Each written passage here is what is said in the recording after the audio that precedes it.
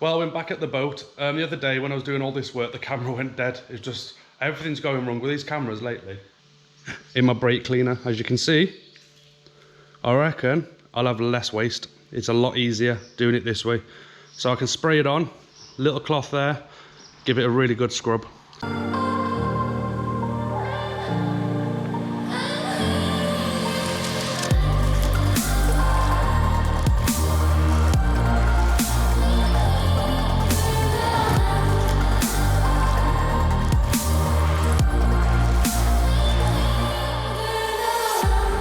Well, that's all been acetone now. It's all nice and clean. All the greases have been removed, all the dust and all the rubbish. So that is actually ready for glassing. A quick one. Do not put acetone in one of these Worth brake cleaner bottles. It's destroyed it. Oh, I've just dropped it. Yeah, the trigger's gone. I think it's damaged the seal inside. It was almost instant. It did a little bit of spraying. It was gone. I'm not sure if it's the acetone that's done it or if it's just old, but yeah, it's been working fine. Put acetone in it and it's dead. Acetone kills everything. Yeah, I'm pretty excited about this part now. So yeah, I'm gonna start getting fiberglass matting cut and ready. I've got a few areas I want to extra reinforce. Yeah, we're just gonna crack on with it now and get the matting out, start getting it all cut, get it shaped, and I'm gonna show you a few little tips and stuff around the edges and corners, because where it bends here, the hull, as you can see, you got that slope, the matting's going to fold. So there's little tricks you can do which will make it lay down perfectly flat. So let's start getting this hull reinforced.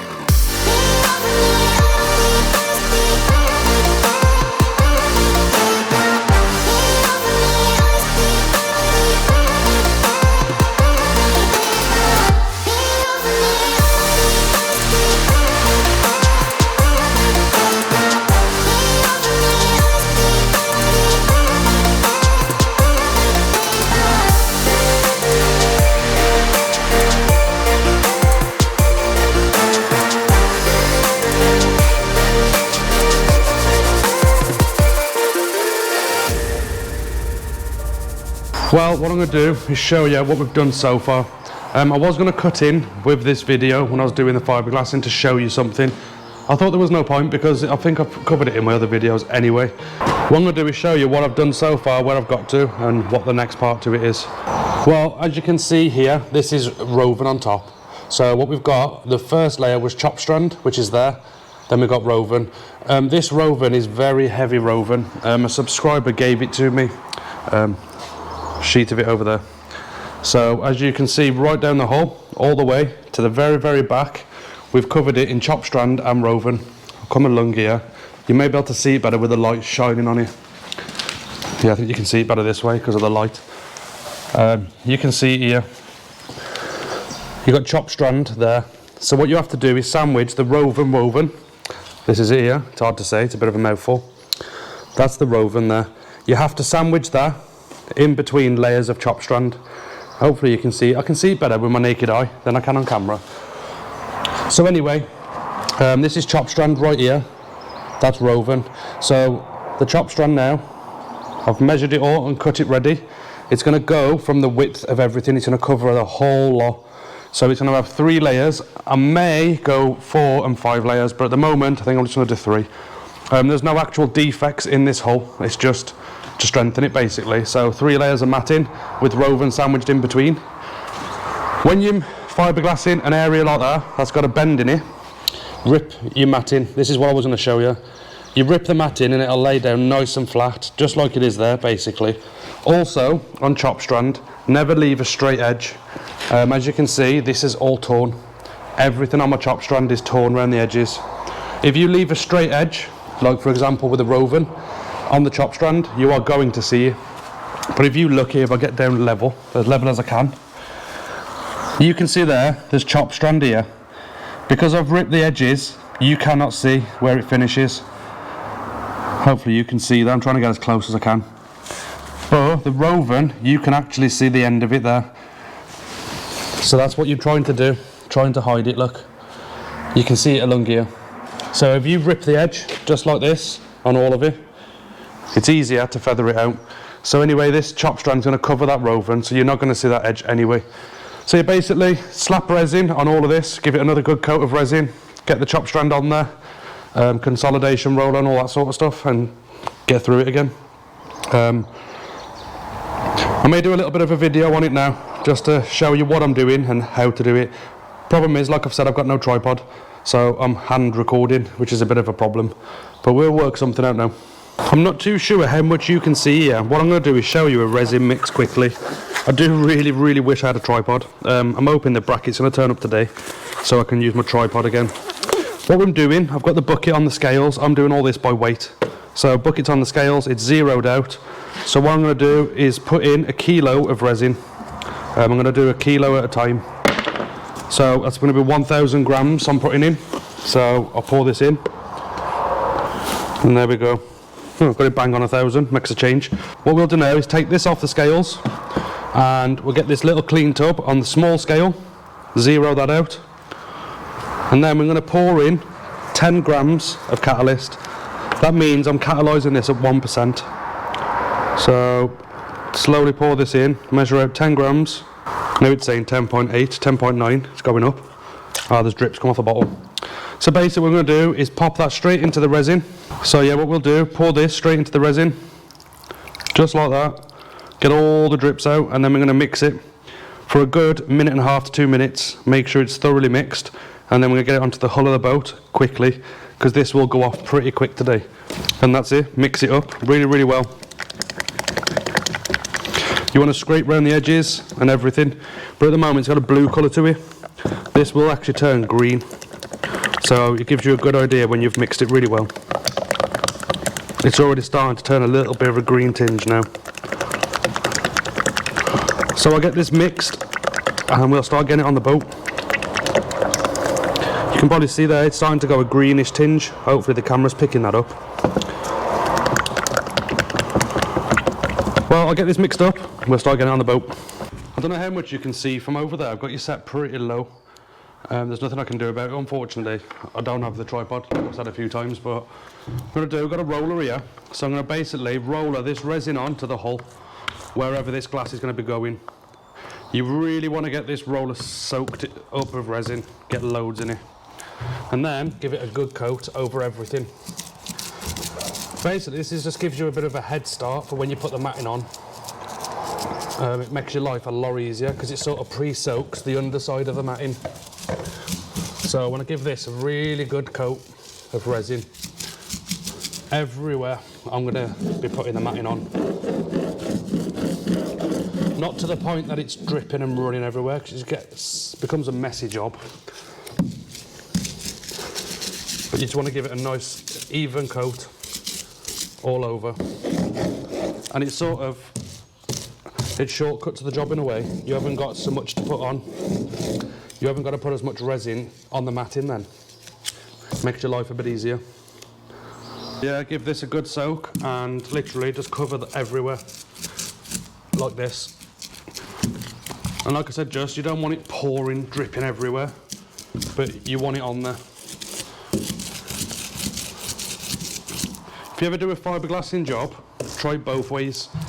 Don't do this and then basically put your matting on and soak it while it's on there, and then do it again next time and soak the area, and you'll see a massive difference. It makes it so much easier, it's unreal.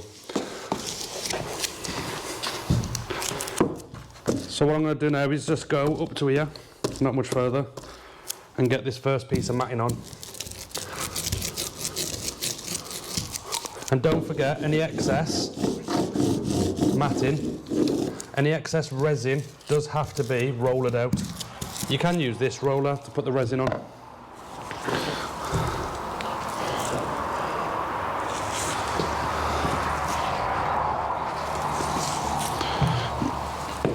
This is the awkward part, getting this on tidy. You want to try and get this on, bang on, because obviously I've ripped it to fit the hole. Down this edge and up the front.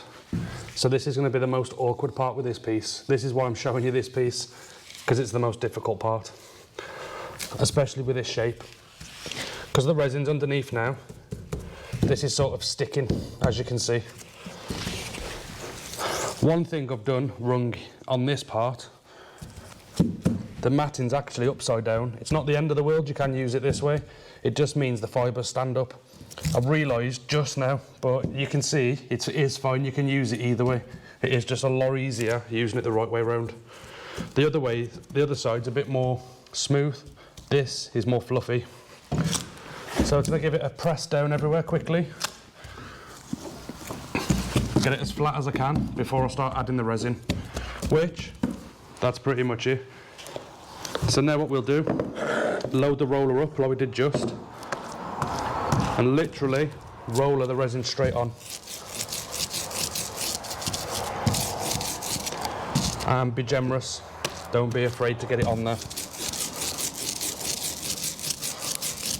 The more of it you do, you'll start to see how much it needs. But I do suppose you're better to not oversaturate it, because it is more difficult to get it off if you put too much on. And this is already soaking from underneath. So that's how you do it. You can see right there. This is why I'm not videoing it much, because it's really simple. And I can't show it on every video because it's just boring. So that's what I'm going to do now. Go over all of it like this. Saturate it. I'll bring you back in a moment once I've covered it all, and I'll show you the consolidation roller process and show you the reason why you're doing it. But this is going to take a while to get soaked out. So I'll get on with this and I'll bring you back in a moment. I want to show you up closely with this, just quickly. This matting is going off, so I need to be quick. As you can see, this side's been hit with a consolidation roller. You can see the matting is now translucent. You can see right through it. There is no bubbles in it, there's no excess resin. That is absolutely spot on perfect. The other side, I've not touched it yet with a consolidation roller. So what I'm going to do is go around there now and do it on video. I'm going to hold the camera. You'll see the difference in this side straight away, look. None of that has been touched with this roller yet. All it is a little thin roller, look. And this is actually quite a small end on it. I prefer this size. It's easier to work with. It's just, I don't know, just easier. You'll see here, you can see here, look, that area. There's a little bit of air right there underneath the matting. If I hit that with a roller, you'll see it change. Obviously I'm doing this through the camera, I can't actually see it in person. But basically that's what you're doing. Roller over all of it.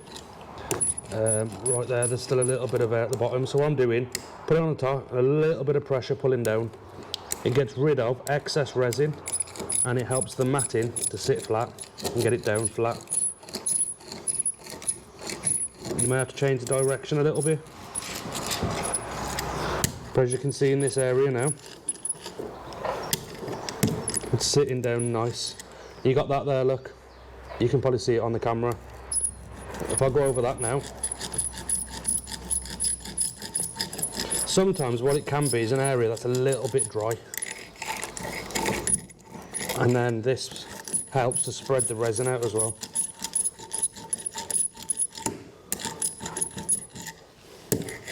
But as you can see in this area now, it's absolutely spot on. Just going over the keel with the roller as well. Try and make sure I get all the air out, make sure there's nothing in it. So that's it, look, that's how you need it to look. Not like that. If I hit this area, you'll see it change, because it'll push the air out. Right there, look. There's quite a lot of air trapped there, but you can see that area. It pushes the air out and it brings the resin through, and yeah, gives it a lot better finish, and it makes sure it's all laying down nice and flat to the hull. So yeah, it's essential you hit it with a consolidation roller.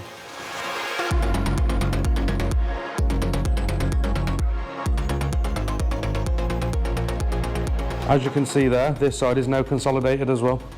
If I come back where the light gets on it, you can see, hopefully you can see it anyway, there is no air bubbles in that at all. It's all well soaked. It's not over soaked, got too much resin in it basically.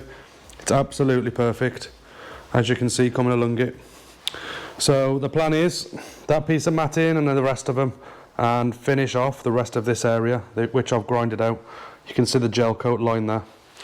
So yeah, I'm going to carry on with this, carry on getting it on there, and once we're towards the end and finished with it, I'll bring you back and I'll show you. Well, I've actually finished fiberglassing now. I'm not sure how good the light is on the camera. I've given it 3 coats. It's had a chop strand, a roven, then a chop strand. I'm actually testing the surface tissue. I will show it you quickly. The surface tissue, I've had it for ages, since I did the old boat rebuild. That's the surface tissue, look. It literally looks like toilet paper. But what you do, you go over the top of the fiberglass with it, and it's meant to help flatten it out. I've tested it at the front here, and also at the back. I'll try and show it you. It's actually made a massive difference, but I need to let it dry. Let's see what it's like tomorrow. It's there, look. I don't know how well you can see that on the camera, the difference. And then we'll show you the chop strand finish. So as you can see there, that's the chop strand finish. And as we spin around, you'll see right there, that's surface tissue. It's made a hell of a difference, a massive difference. You can see right there, look, between the two. That's chop strand, that's tissue. Not sure what's coming next, but we're going to keep cracking on with this build, and I'll get another video out to you soon. Thank you for watching, and I'll see you in the next one.